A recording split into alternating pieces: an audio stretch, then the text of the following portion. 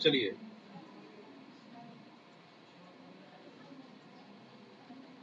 आज जो हम पढ़ाने वाले हैं वो है आपका गुप्त काल। गुप्त काल और गुप्त साम्राज्य पढ़ेंगे। हिस्ट्री का अति महत्वपूर्ण टॉपिक है और यहाँ से निश्चित तौर पे आपके एग्जाम में प्रश्न पूछे जाएंगे। ठीक है, क्योंकि भारतीय इतिहास में गुप्त काल को स्वर्णिम युग की दर्जा दी गई है। स्वर्णिम युग किसी काल को तब कहा जाता है जब उसमें सामाजिक, आर्थिक, राजनीतिक, सांस्कृतिक, धार्मिक जो भी पहलू है उसका सर्वांगीण विकास हो। ठीक है, तो वह युग इतिहास में स्वर्णिम युग कहलाता है, जहां पर महिलाओं की स्थिति, दलितों की स्थिति, शूद्रों की स्थिति बेहतर होगी। तो वो समाज जो है स्वर्णिम युग के तहत माना जाता है। तो भारतीय इतिहासकार गुप्त काल को स्वर्णिम युग बताते हैं और कहते हैं कि उसमें हर एक दृष्टिकोण से भारतीय समाज का विकास हुआ था। खास करके विज्ञान प्रौद्योगिकी से लेकर के आप सामाजिक, राजनीतिक, धार्मिक हर एक पहलू को देखेंगे, सभी पहलुओं में आपको गुप्त काल की विशेषताएं नजर आएगी। और यही युग था जिस समय आपके कालिदास भी हुआ करते थे। और विक्रमादित्य के दरबार में जो नवरत्न रहते थे उसमें से 9 विद्वान हुआ करते थे, जो अपने आप में कह सकते हैं कि बहुत बड़े विद्वान थे और जिसने बहुत सारी रचनाएं भी की है। आगे हम लोग चर्चा करेंगे।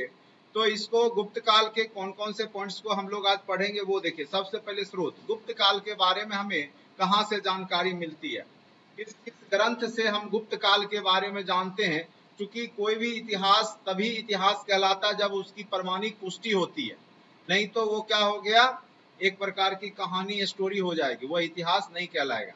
ठीक है, तो हमें मेन रूप से सबसे पहले गुप्त काल के स्रोत को पढ़ना है। फिर गुप्त काल के जो राजनीतिक हैं, जीवन है, उसके तहत शासक कौन कौन से शासक हुए, गुप्त काल की, गुप्त वंश की स्थापना किसने की, कौन कौन से उसके प्रतापी शासक हुए, जैसे समुद्रगुप्त हो गए, जैसे आपके उसमें चंद्रगुप्त द्वितीय हो गए, जिनको विक्रमादित्य कहा गया है। ठीक है, तो ये सब गुप्त वंश के अति प्रतापी शासकों में से हैं, तो उसके बारे में चर्चा करेंगे। फिर नेक्स्ट है आपका प्रशासनिक विशेषताएं। गुप्त काल की क्या क्या विशेषताएं थी, उससे रिलेटेड प्रश्न पूछा जा सकता है। गुप्त काल का समाज किस प्रकार से था वह पूछा जा सकता है। फिर अर्थव्यवस्था और फिर सांस्कृतिक के अंतर्गत हम लोग कला, विज्ञान, धर्म और साहित्य के बारे में पढ़ेंगे। तो गुप्त काल अपने आप में एक महान काल है और स्वर्णिम युग है भारतीय इतिहास का, इसीलिए यहाँ से निश्चित तौर पे आपके प्रश्न पूछे जाएंगे। ठीक है, मौर्य काल की भी तुलना में गुप्त काल बेहतरीन समाज है। कैसे है वो आगे हम लोग चर्चा करेंगे। ठीक है, अब आ जाइए गुप्त काल के स्रोत, कौन कौन से स्रोत हैं गुप्त काल के। तो गुप्त कालीन स्रोत, स्रोत मतलब होता है जहां से हमें उसके बारे में जानकारी मिली है। तो हमें मेन रूप से जानकारी कहाँ से मिली, साहित्यिक सोर्स। साहित्यिक सोर्स के अंतर्गत हम लोग जो भी ग्रंथ है गुप्त काल का उसके बारे में पढ़ेंगे और कौन कौन से ग्रंथ उस समय लिखे गए हैं। ठीक है, और उस समय बहुत सारे विद्वान थे। और आप जानते होंगे विक्रमादित्य के दरबार में 9 रत्न रहते थे। 9 रत्न यानी 9 विशेष सब्जेक्ट के विद्वान हुआ करते थे। आगे चल करके अकबर ने भी नवरत्न को रखा था और आज भी 12 सीट मनोनीत करके राज्यसभा में वैसे विशेष लोगों को रखा जाता है। ठीक है, अब हम लोग साहित्यिक रचना में मेन रूप से पढ़ेंगे कि कालिदास की जो रचनाएं हैं। ठीक है, कालिदास की जो रचना है वो आपका कौन कौन सा है। तो कालिदास की जो रचनाएं हैं उसमें हम लोग पढ़ेंगे कि देखिए, विक्रमोवंशियम, अभिज्ञान शाकुंतलम, जिसमें संस्कृत शब्द रहे और अम लगा रहे लास्ट में, रघुवंशम, मेघदूतम, कुमार संभवम, इस तरीका का अगर रचना दिखे तो समझ जाइए कालिदास की रचना। ये कई बार पूछ देता है कि कुमार संभवम किसकी रचना है, विक्रमोवंशियम किसकी रचना है, अभिज्ञान शाकुंतलम किसकी रचना है। ये सब क्वेश्चन बीपीएससी में भी डीपली प्रश्न पूछे जाते हैं, तो इसलिए इसको अच्छे से, जनरल में भी आपको पूछे जाएंगे। कालिदास एक महान कवि तथा नाटककार थे और कालिदास की कहानी तो आप जानते ही कितनी रोचक कहानी है। शुरुआत में वो महामूर्ख थे, मूर्खों का राजा थे, वो महामूर्ख, जिस टहनी पे बैठे थे वही टहनी को काट रहे थे। कहा जाता उस समय एक राज की विदुषी थी और उसने शास्त्रार्थ में सब जो भी विद्वान थे सबको हरा दी थी। ठीक है, तो सभी विद्वान मिलकर के सोचा अब इसको किस तरीका से, क्योंकि बेइज्जती होता था जो भी हारता था, तो उसने पता किया कि पूरे साम्राज्य में कौन सबसे महामूर्ख है, उससे इसका शादी करवाएंगे। और जब वो खोजने निकले जो भी विद्वान लोग थे, तो उनको कालिदास मिले, जिस पेड़ की टहनी पे बैठे थे उसी टहनी को काट रहे थे, ठीक है, यानी कटेगा तो गिरेंगे धर्म से। तो लग गया कि इससे महामूर्ख इस धरातल पे कोई नहीं हो सकता। उसको उठाए कहे चलो, और उसको कुछ नहीं ट्रेनिंग दिया, उसको लेकर के डायरेक्ट विदुषी के पास लेके चले गए शास्त्रार्थ कराने, क्योंकि अब कालिदास से ही उस विदुषी महिला का शादी करवाना। अब देखो तुम कितना भी अच्छा लिखते हो, अगर कॉपी चेकर चाहेगा तो तुमको गलत को भी सही दे देगा, सही को भी गलत कर सकता है, ठीक है। तो वहां पर क्या था कि सबसे पहले जो होता था वो इशारा में कंपटीशन होता था, ठीक है। तो जब विदुषी बोली कि ईश्वर एक है, ठीक है, क्या बोली, ईश्वर एक है, एक उंगली उठाई, तो कालिदास ने डबल उंगली उठाया। कालिदास का उद्देश्य था, उसको लगा कालिदास को ये बोले तुम्हारा एक आंख फोड़ देंगे, तो ये बोला हम दोनों आंख फोड़ देंगे। और उस समय जो भी और भी जो कॉपी चेकर या कह सकते हैं एक प्रकार के जो शास्त्रार्थ के जो विद्वान थे, उन्होंने कहा ईश्वर एक नहीं, ईश्वर दो है, आत्मा और परमात्मा, ठीक है, दोनों ईश्वर के रूप हैं, और उसको सही साबित कर दिया। फिर दूसरे बार जो है विदुषी ने हाथ ऐसे करके लिया कि ये शरीर 5 तत्व से बना है।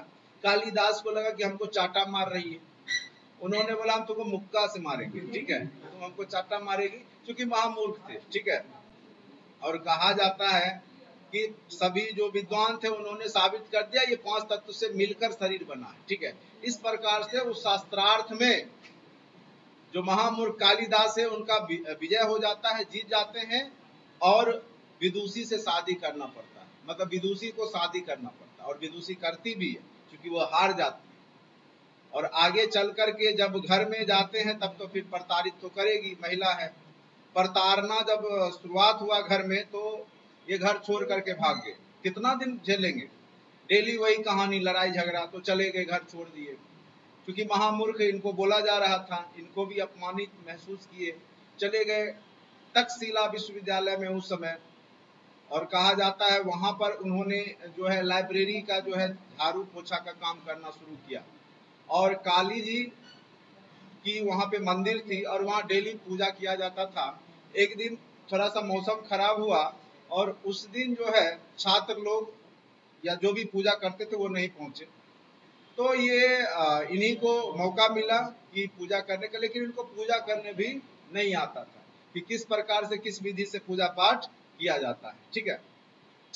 जब ये काली जी की पूजा करने लगे तो इनको कुछ समझ नहीं आया, थोड़ा मौसम ठंडा था तो वहां भभूत रखा हुआ था, तो इनको लगा कि काली जी को ठंड लग जाएगा, भभूत पूरा शरीर में लगा देते। कहा जाता है कि काली जी प्रसन्न हो गए और उसको वरदान दे दिए, मतलब उसके अंदर आस्था बहुत ज्यादा थी, ठीक है। अब ये कहानी कितना हद तक सच है नहीं है, लेकिन कालिदास की रचनाएं बहुत सारी हैं, ठीक है, और अभी भी वो रचनाएं, इसका मतलब कालिदास थे, ये तो कंफर्म हो गया। और शुरुआत में महामूर्ख थे, क्या थे नहीं थे, ये अब क्या है नहीं है, लेकिन ये कहानी है कालिदास का, हमने सुना दिया। इतिहास के पहलू में हम लोग जब पढ़ते हैं तो कालिदास की बहुत सारी रचनाएं हैं, ठीक है। तो ये सब कहानी लोक प्रचलित कहानी है, हो सकता है, ठीक है, लोगों के द्वारा बनाया गया हो, या हो सकता है रियल भी हो, ठीक है, जो भी हो। कालिदास एक महान कवि तथा नाटककार थे, इनकी रचनाएं मौलिक तथा सृजनात्मक है, और इसको भारत का शेक्सपियर भी कहा जाता है, किसको, कालिदास को। इसमें उपमा, रस, छंद, अलंकार का काफी सुंदर ढंग से प्रयोग किया गया है, और अपने नाटकों में खास करके ये नाटक लिखा करते थे। कालिदास ने मानवीय संवेदनाओं और भावनाओं का बेहतर प्रयोग किया है, और कालिदास की महत्वपूर्ण रचनाएं निम्न हैं, जैसे विक्रमोवंशियम। सबसे पहली रचना कौन है, विक्रमोवंशियम। यह एक नाटक है, और यह पुरुरवा एवं उर्वशी के प्रेम कहानी से संबंधित है, खास करके ये प्रेम कहानी लिखा करते थे, ठीक है, प्रेमी प्रेमिका वाला स्टोरी, जिस प्रकार से शेक्सपियर लिखा करता था, ठीक है, जैसे जूलियट वाला लिखा है, तो उसी प्रकार से ये भी लिखा करते थे। उसके बाद अभिज्ञान शाकुंतलम, यह भी नाटक है, और इसमें राजा दुष्यंत और शकुंतला की प्रेम कहानी के बारे में लिखा गया है। तो देखो कई बार ये तो पूछता ही है ग्रंथ क्या है, कई बार ये भी पूछ देता है कि इसमें किसकी कहानी है, क्या चीज से संबंधित है। अब पूछ दिया रघुवंशम क्या चीज से संबंधित है या किसके द्वारा लिखा गया महाकाव्य है। तो ये तो पता है कि कालिदास के द्वारा, लेकिन किससे संबंधित है, तो भगवान राम से संबंधित है। रघुवंशम नाम से ही रघुवंशम, रघु मतलब राम, ठीक है, रघुवंश की कहानी है, तो इसमें राम भगवान से जुड़ा हुआ है रघुवंशम। फिर नेक्स्ट है कुमार संभवम, यह भी महाकाव्य है और इसमें शिव पार्वती का मुख्य रूप से चर्चा किया गया है और इसमें विवाह और कार्तिकेय के जन्म तक की कहानी है। कार्तिकेय किसके पुत्र थे, शिव के, शिव और पार्वती के पुत्र है कार्तिकेय, और गणेश भी, ठीक है। तो गुस्सा में गणेश जी का सिर कट गया, आपने देखा होगा ओम नमः शिवाय में, ठीक है। चूंकि वह जो था गणेश बचपन में बहुत कह सकते हैं कि जो जब आए थे भगवान शिव पार्वती जी से मिलने तो अंदर जाने ही नहीं दे रहा, गुस्सा उठ गया, उनको नहीं पता था यह मेरा ही पुत्र है, और फिर उसने गर्दन काट दिया था, ठीक है। तो फिर आगे चल करके फिर उन्होंने ही, चलिए अब आ जाइए मेघदूतम। मेघदूतम यह काव्य है, इसमें यक्ष और यक्षिणी कि प्रेम कहानी के बारे में लिखा गया मेघदूतम। अब कहिए यक्ष यक्षिणी क्या है, एक प्रकार का देवी देवता, आगे चल करके यही यक्ष यक्षिणी की मूर्ति से ही देवी देवता बनने लगे। बहुत सारे देवी देवताओं जो अभी आपके हिंदू धर्म में है तो वो यक्ष यक्षिणी के स्वरूप आगे चल करके देवी देवताओं में कन्वर्ट हो गए। ऋतु संहारम यह भी महाकाव्य है, इसमें जो भारतीय जो मौसम है, मनोरम ऋतु है जैसे बसंत ऋतु है, और उससे संबंधित भावनाओं के बारे में लिखा गया। मनुष्य की भावनाएं जो है मौसम के अनुकूल भी परिवर्तित होता, अच्छा मौसम रहेगा, सुहाना मौसम रहेगा तो आपका मिजाज सुहाना रहेगा। अभी गर्मी, प्रचंड गर्मी है तो आप जो है एकदम कुत्ते की तरह हाँफते फिरते हैं, नहीं, दिमाग अशांत रहता है। तो कहीं ना कहीं मौसम से भी आपका मनोविज्ञान जुड़ा हुआ होता है, ठीक है। तो ऋतु संहारम याद रखेंगे। उसके बाद है आपका मालविकाग्निमित्रम, ठीक है, यह एक नाटक है और यह पुष्यमित्र शुंग एक ब्राह्मण शासक हुआ करता था। आपको बताएंगे मौर्य वंश के बाद एक जो शासक हुआ था वो था पुष्यमित्र शुंग, ठीक है, शुंग वंश। उसका पुत्र का नाम था अग्निमित्र और एक विदिशा की राजकुमारी थी मालविका, उसकी प्रेम कहानी का यहाँ जिक्र है, इसीलिए नाम है मालविका अग्निमित्रम, मालविका और अग्निमित्र, ठीक है। जब भी आप कोई भी लिखते जैसे सीताराम हम बोलते हैं, राधे श्याम बोलते हैं, महिला आगे बाद में पुरुष, ठीक है, उसी प्रकार से मालविका पहले और अग्निमित्र बाद, ठीक है, तो इसीलिए नाम हो गया मालविका अग्निमित्रम, ठीक है, लेडीज फर्स्ट, याद रखिए। चलिए अब आ जाइए, ये तो था आपका किसके द्वारा रचित, तो कालिदास के द्वारा रचित। तो आपने ये समझ गया कि कौन कौन सा बुक पूछ सकता है, विक्रमो वंश्यम, अभिज्ञान शाकुंतलम, रघुवंशम, कुमार संभवम, मेघदूतम, ऋतु संहारम, मालविका अग्निमित्रम, ये किनकी रचना है, कालिदास की रचना है, तो आप लोग भूलेंगे नहीं। अब चलिए आते हैं नेक्स्ट, जो उसी समय के साहित्यकार हैं वो थे शूद्रक, क्या नाम था, शूद्रक, और उन्होंने एक ग्रंथ लिखा मृच्छकटिकम, ग्रंथ का क्या नाम है, मृच्छकटिकम, मृच्छकटिकम, ये जो है मिट्टी की गारी, मृच्छकटिकम का भी अर्थ कई बार पूछ देता है क्या होता है, मिट्टी की गारी, ठीक है।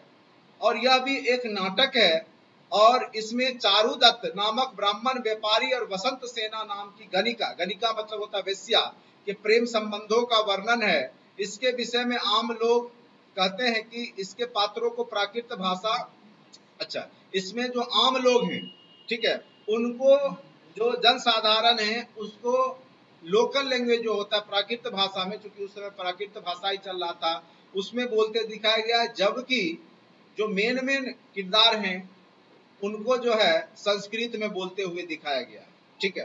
कहने का अर्थ है कि अभी भी हमारे समाज में जो जन सामान्य है वो ठेठी में बोलते हैं, जैसे बिहार में हो तो भोजपुरी या जो भी आपका लोकल लैंग्वेज है उसमें बोलते हैं, लेकिन जो पढ़े लिखे अधिकारी वर्ग हैं या अच्छे लोग हैं वो किस में बोलते हैं, हिंदी में बोलते हैं। उसी प्रकार इसमें जो रचना है उसमें मृच्छकटिकम में इसकी एक विशेषता है कि जो वहां के लोकल लोग का जो नाटक में चर्चा है वो उसकी भाषा अलग है, और जो पढ़े लिखे लोग की भाषा है वो जो अधिकारी है या जो मेन नायक नायिका है वो सब संस्कृत में बात कर रहा है, जबकि जन सामान्य प्राकृत भाषा में बात कर रहे हैं। तो अपने आप में यह एक विशेषता है। ठीक है, अब आ जाइए विशाख दत्त की रचना है। इसकी रचना क्या है? देवी चंद्रगुप्तम। अब देखिए ये देवी चंद्रगुप्तम जो कहानी है वो चंद्रगुप्त, ठीक है, प्रथम एक आपका ये गुप्त काल का ही है, उसके बारे में चंद्रगुप्त द्वितीय है। देखो चंद्रगुप्त द्वितीय जो था अपने भाई की हत्या करके बना था, ये भी विक्रमादित्य, ठीक है। तो रामगुप्त नामक उसका जो भाई था उसने अपनी पत्नी को ही, ठीक है, उस समय हून आक्रमण हुआ था, तो उसको क्या जब हार जाता है तो अपनी पत्नी को ही गिरवी रख देता है। कौन? रामगुप्त। और इसी से गुस्सा में आकर के उसका जो भाई रहता है छोटा, पहले अपनी भाई की हत्या करता है, पहले तो उसको बचाता है अपनी भाभी को, और फिर भाई की हत्या करके खुद उससे विवाह करता है। ठीक है, तो ये कहानी है। इनकी प्रमुख रचना देवी चंद्रगुप्तम में वही कहानी है। इसमें रामगुप्त तथा शक शासक, सॉरी हून नहीं, शक शासक रुद्र सिंह तृतीय की चर्चा है, उसी के साथ युद्ध हुआ था, एवं चंद्रगुप्त द्वितीय के शक विजय की चर्चा है। ठीक है, विशाख दत्त की रचनाएं हैं ये, मुद्रा राक्षस, और इसमें चंद्रगुप्त मौर्य और चाणक्य की भी कहानी है, जो बचपन की कहानी है, किस प्रकार से चाणक्य ने चंद्रगुप्त मौर्य को खरीदा और उसका लालन पालन करते हुए उसको पढ़ाया लिखाया और योग्य बनाया, तो उसकी भी कहानी विशाख दत्त की रचना जो है देवी चंद्रगुप्तम, उसमें किया गया है। ठीक है, अब आ जाइए कामसूत्र। कामसूत्र भी एक गुप्तकालीन ही रचना है, ठीक है, और यह वात्स्यायन के द्वारा लिखा गया है कामसूत्र, और इसमें गृहस्थ जीवन के 64 कलाओं को, खास करके संगीत, नृत्य, चित्रकला, प्रेम प्रसंग आदि का वर्णन किया गया है। तो कामसूत्र किसकी रचना है? तो वात्स्यायन, ये भी अति महत्वपूर्ण ग्रंथ है। और फिर आर्यभट्ट भी उसी समय विद्वान थे जिसने दुनिया को जीरो दिया, और जब जीरो दिया तभी वो क्या हुआ, जीरो के ही कृपा से आज जो है साइंस जो है आपको इतना डेवलप हुआ। दशमलव की खोज नहीं होती तो आज अंतरिक्ष में जाना नामुमकिन था, पता ही कितना डायरेक्शन, कितना दूरी पे पता ही नहीं चलता। ठीक है, तो आर्यभट्ट ने पूरे दुनिया को गणित का एक सबसे महत्वपूर्ण तथ्य दिया। और भी आर्यभट्ट मेन रूप से कहाँ का माना जाता है? तो बिहार का ही माना जाता है। ऐसे कई किताब में उसको साउथ इंडिया का बताया गया है, लेकिन मेन रूप से बिहार का ही प्राचीन ग्रंथों में जिक्र है, और बिहार में ही आर्यभट्टियम की चर्चा है। ठीक है, आर्यभट्ट की, और जीरो का खोज भी आर्यभट्ट ने ही किया था, और इनके नाम पर जो है गणित की पुस्तक है आर्यभट्टियम। ठीक है, उसके बाद आ जाइए ब्राह्ममिहिर। ये बहुत बड़े भूगोल शास्त्री थे, कई बार पूछेगा इनमें से कौन से भूगोल शास्त्री थे गुप्तकालीन, तो ब्राह्ममिहिर भूगोल शास्त्री थे, और खास करके इन्होंने ज्योतिष, पंच सिद्धांतिका, विरहद संहिता, लघु जातक, विरहद जातक आदि रचनाएं की है। इसमें विरहद संहिता काफी महत्वपूर्ण है, जो कि ज्योतिष विज्ञान का विश्वकोश माना जाता है। तो विरहद संहिता किससे संबंधित है? ज्योतिष विज्ञान से संबंधित है। आपको ये याद रखना है कि विरहद संहिता किससे संबंधित है? तो ज्योतिष विज्ञान से संबंधित है। अब आ जाइए दूसरा धार्मिक सोर्स के रूप में उस समय कौन कौन से ग्रंथ मिले जिससे गुप्त काल के बारे में जानकारी मिलती है?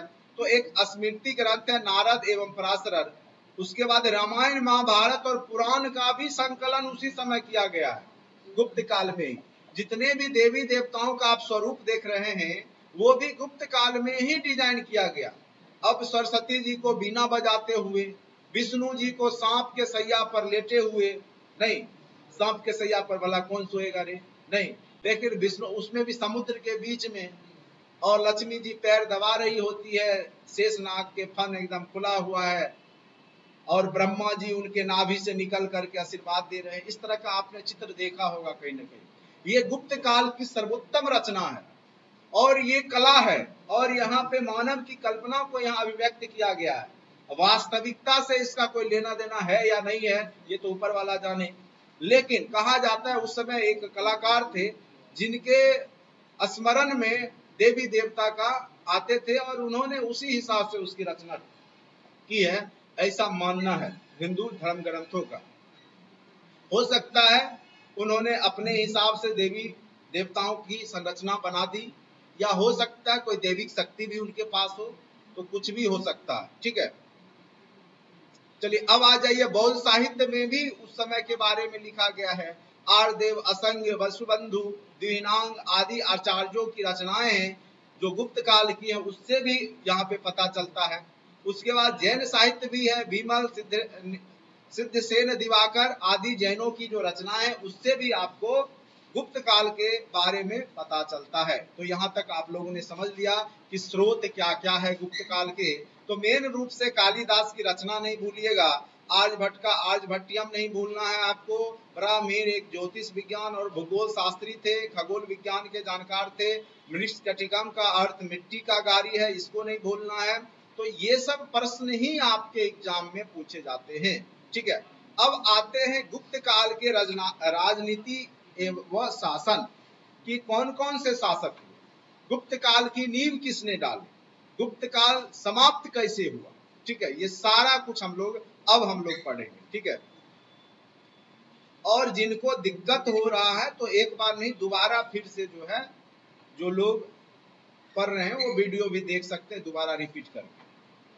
अब आते हैं गुप्त में कई महत्वपूर्ण शासक हुए और कुछ महान शासक के रूप में जो जाने गए उसके बारे में। सबसे पहले श्रीगुप्त हुए जिसने गुप्त वंश की स्थापना की। उसके बाद घटोत्कच हुआ, चंद्रगुप्त प्रथम हुआ। यहाँ से जो है मेन रूप से गुप्त वंश का कह सकते हैं काल स्टार्ट होता है चंद्रगुप्त प्रथम से, और यह 319 से 335 ईस्वी सन तक रहते हैं।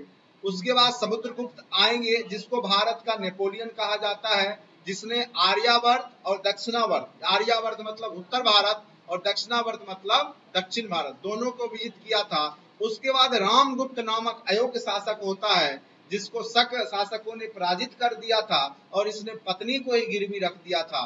उसके बाद चंद्रगुप्त द्वितीय आते हैं, इसकी पत्नी यानी रामगुप्त की पत्नी अपनी भाभी को बचाता है, और कहानी है कि यही पत्नी के रूप में बन के चला जाता है शक शासक के पास, जो कि वह घूंघट उठाता है तो अंदर में बैठा कौन रहता है, चंद्रगुप्त द्वितीय। ठीक है, और उसकी हत्या उसी टाइम कर देता है। तो कहानी मजेदार है, आप लोग पढ़िए, अच्छे से पढ़िएगा इतिहास, तो याद क्वेश्चन तो बनता ही है, साथ साथ आपका इंटरेस्ट भी आपको इतिहास पढ़ने में आएगा। उसके बाद कुमारगुप्त आता है और इसने नालंदा विश्वविद्यालय की स्थापना की थी कुमारगुप्त ने। उसके बाद सबसे लास्ट में स्कंदगुप्त आता है और अंतिम शासक के रूप में विष्णुगुप्त आता है। उसके बाद गुप्त वंश समाप्त ही हो जाता है। तो इन सब शासकों के बारे में हम लोग पढ़ लिए। थोड़ा सा अब डीपली जानते हैं चंद्रगुप्त प्रथम के बारे में, जो महत्वपूर्ण है। चंद्रगुप्त प्रथम, चंद्रगुप्त के पूर्व गुप्त जो शासक थे वो सामंत के हैसियत के थे, यानी शुरुआत में ये लोग शासन नहीं कर रहे थे, बस सामंती एक प्रकार के कह लो कि राजा क्या करते थे, बहुत सारे सामंत को यानी कुछ क्षेत्र दे देते थे, जमीन दे दिया जाता था राजाओं के माध्यम से। ठीक है, जैसे मान के चलो 15 गांव 20 गांव किसी शासक के अधीन या किसी जमींदार के अधीन कर दिया गया, सामंत के अधीन, तो उसके एवज में राजा को जब जरूरत पड़ता था सेना का, धन का, तो वो सामंत उसको पहुंचाते थे। तो शुरुआत में ये सब जो शासक हुए थे चंद्रगुप्त प्रथम से पहले, श्रीगुप्त, घटोत्कच, ये सब सामंत के हैसियत से शासन करते थे, ये शासक मेन रूप से राजा नहीं थे। ठीक है, लेकिन यह गुप्तों का वास्तविक संस्थापक था।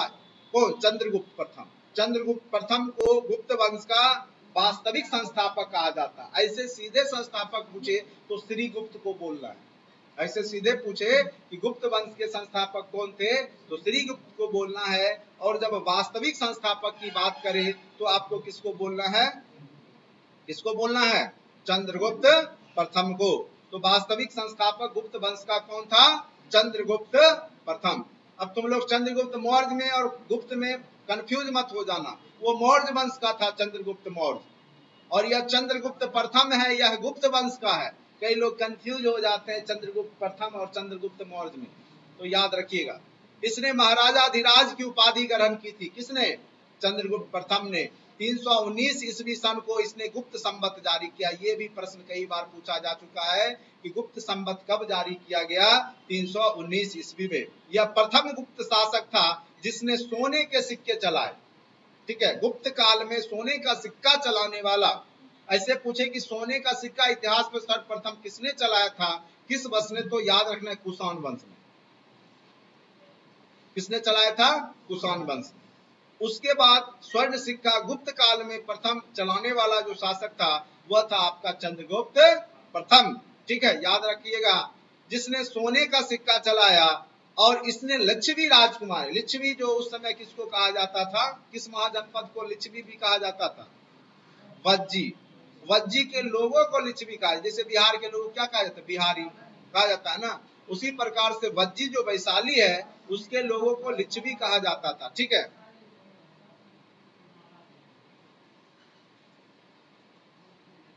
अब आते हैं,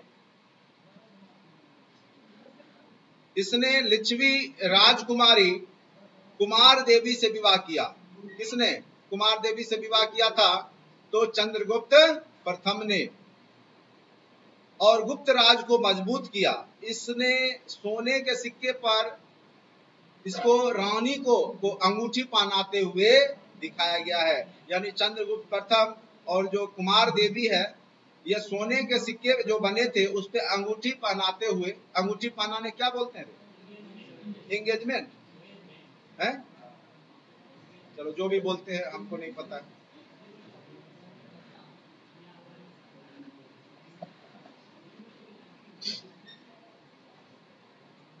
लोग को ज्यादा पता होगा इस सब। अब आते हैं नेक्स्ट बिंदु पर। अब आ जाइए समुद्रगुप्त। समुद्रगुप्त गुप्त काल का प्रतापी शासक था और इसको भारत का नेपोलियन भी कहा जाता है। साम्राज्यवादी के साथ साथ यह एक अच्छा संगीतज्ञ भी था, गीत का भी रचना करता था, गाता भी था, बीना भी बजाता था। इसीलिए उस समय के सिक्कों पर बीना बजाते हुए किसको दर्शाया गया है? समुद्रगुप्त को। भारत का नेपोलियन इसलिए कहा जाता है, जिस प्रकार से नेपोलियन ने फ्रांस को एकीकृत कर दिया था, उसी प्रकार से गुप्त काल में समुद्रगुप्त ने उत्तर भारत और दक्षिण भारत को जीत करके एक कर दिया। ठीक है, देखो आपने पढ़ा होगा कि चंद्रगुप्त मौर्य और अशोक के समय में तो अखंड भारत था ही, लेकिन आगे चल करके वो टूट जाता है, सामंती व्यवस्था आ जाती है, छोटे छोटे राजा उभर जाते हैं, लेकिन फिर दोबारा समुद्रगुप्त ने उसको एक कर दिया। याद रखिएगा, इसीलिए उसको भारत का नेपोलियन कहा जाता है। समुद्रगुप्त अति महत्वपूर्ण है यहाँ पे गुप्त शासकों में। ठीक है, समुद्रगुप्त एक दूरदर्शी कुशल राजनीतिक साम्राज्य निर्माता, कला और साहित्य प्रेमी था साथ साथ में। ठीक है, इसने दूरदर्शिता अपनाते हुए अपनी परिस्थितियों के अनुसार राज्य के नीति का निर्माण किया और उसने विभिन्न क्षेत्रों के लिए कई अभियान किए। अलग अलग क्षेत्रों में उसकी अलग अलग नीति होती थी। ठीक है, और यह प्रयाग प्रशस्ति जो आपका हरिसेन द्वारा लिखा गया है वो इसी समुद्रगुप्त के बारे में ही लिखा गया है। तो यहाँ पर देखिए लिखा हुआ है कि प्रयाग प्रशस्ति किसके द्वारा लिखा गया है, यह भी क्वेश्चन पूछा जाता है हरिसेन के द्वारा। और उसमें किसके विजय की कहानी है प्रयाग प्रशस्ति में? तो समुद्रगुप्त के विजय की कहानी है। यह भी यहाँ से एक ऑब्जेक्टिव प्रश्न बनता है। देखो सारे थ्योरी से ही ऑब्जेक्टिव प्रश्न बनते हैं, इसीलिए आप लोग जो है थ्योरी पे विशेष ध्यान दीजिए। और खास करके जब हाई लेवल के एग्जाम में बैठोगे बीपीएससी यूपीएससी में, तो क्वेश्चन क्रिएट किया जाता है, वो आपको डायरेक्ट लूसेंट का ऑब्जेक्टिव नहीं पूछेगा, इसी में से कोई ना कोई क्वेश्चन घुमा करके क्रिएट कर लेगा। इसीलिए कोशिश कीजिए कि आप थ्योरी पे विशेष ध्यान दीजिए। अच्छे एग्जाम निकालने के लिए आपको थ्योरी पढ़ना पड़ेगा अच्छे से। अब देखिए उत्तर भारत के कौन कौन से राज्य को, 9 राज्यों को जीता किसने? समुद्रगुप्त ने। और उसको कैसे जीता और कौन सी नीति अपनाई? इन्हें जीतकर पूर्ण रूप से गुप्त साम्राज्य में मिला लिया और लेख में इसको राज पर सभ्योधरण की नीति कहा गया है। किसको? तो आर्यावर्त के जो 9 राज्य यानी उत्तर भारत के 9 राज्य को जीता है उसको राज पर सभ्योधरण, राज पर सभ्योधरण की नीति कहा गया है। इसके तहत उसने इसको राज्य में एकदम पूर्णता मिला लिया। दूसरा है दक्षिण पथ, दक्षिणापथ यानी जो दक्षिण भारत है। जैसे मान के चलो हम भारत का नक्शा थोड़ा सा बनाते हैं, ये अगर मान के चलो ये भारत हो गया। ठीक है, तो ये वाला पार्ट है, ये यहाँ का जो टोटल 12 राज्य, इधर 12 राज्य और इधर 9 राज्य, ठीक है। तो यहाँ का जो 12 राज्य है, इसको कौन से नीति अपनाया? इनको हराकर अधीनता में लाकर पुनः मुक्त कर दिया गया। मतलब इसको जीत लिया, फिर इसको छोड़ दिया, कहा तुम शासन करो, लेकिन तुमको समय समय पे हमको क्या देना होगा? टैक्स देना होगा, कर देना होगा, क्योंकि तुम हमारे अधीन हो। इसको ग्रहण मोक्षानुग्रह कहा गया, यानी पहले उसको जीता फिर उसको स्वतंत्र कर दिया, लेकिन जब बुलाएगा तब आना पड़ेगा, नहीं तो फिर चढ़ाई कर दे, ठीक है। समुद्रगुप्त, उसके बाद जो जंगल वाला राज्य था 8वीं करा चुकी, उस समय बहुत सारा पार्ट जो था भारत का जंगल राज्य भी हुआ करता था, जिसमें आदिवासी लोग अपना, तो जबलपुर से राजमहल की पहाड़ी के बीच इसको उसने क्या किया? जीत करके दास बना लिया और इसको परिचारिका कृत की नीति अपनाई। इससे टैक्स नहीं लेता था, बशर्ते जब बुलाएंगे विवाह शादी में तो प्लेट उलेट साफ करने पहुंच जाना, ठीक है, झाड़ू उड़ू लगाने के लिए पहुंच जाना। कहने का मतलब है कि जब बुलाएंगे, जरूरत पड़ेगा आओगे, तुमसे टैक्स नहीं लेंगे, तुम हमारे अधीन हो, तुमको हरा करके जीत लिए हैं, लेकिन जब बुलाएंगे तो आना पड़ेगा। समुद्रगुप्त सबके साथ अलग अलग नीति अपना, बड़ी चालाक था ये। उसके बाद जो समीपवर्ती राज्य था, जैसे असम है जहां कामाख्या मंदिर है, नेपाल है, नेपाल एक देश है अभी भी, ठीक है, समतट विभाग, तो इन सब जो ये हो गया आपका उड़ीसा का जो समुद्र तटीय भाग है, इनके लिए कर देने, आज्ञा पालन करने, सेवा करने की नीति अपनाई। इसे सर्व कर दान करन प्रणाम आगमन की नीति कहा। जब बुलाएगा कर देने आओगे, आके प्रणाम करोगे, ठीक है, तो ये सब नीति अपनाए। उसको राज दे दिया, लेकिन जब जरूरत पड़ेगा तुमसे टैक्स भी लेंगे और तुमको जब जो कहेंगे वो करोगे, ठीक है। उसके बाद विदेशी राज्य से शक, कुषाण, मुरंड, सिंहल, सिंहल श्रीलंका है, इसके साथ देखो श्रीलंका को भी यह विजित किया। विदेशी राज्यों के लिए गरुड़ मुद्रा की अंकन दरबार में उपस्थिति, उपहार, यानी इसको बोला कि तुम लोग बीच बीच में उपहार देते रहना। कन्या जो है, कन्या देने की भी नीति अपनाई। जो उस समय क्या होता था कि कन्याओं को भी दान में लड़कियों को दिया जाता था, ठीक है। तो जब बुलाता था तो समुद्रगुप्त के पास वो सब हाजिरी बजाने आते थे। तो इसने उत्तर भारत, दक्षिण भारत के विभिन्न राज्यों को जीत करके अलग अलग नीति बनाया और इसने 6 प्रकार के सिक्के भी जारी किए और सिक्कों पर इसको बीना बजाते हुए दर्शाया गया है। अतः यह एक संगीत प्रेमी था। कौन? समुद्रगुप्त, ठीक है। तो समझ गए समुद्रगुप्त के बारे में।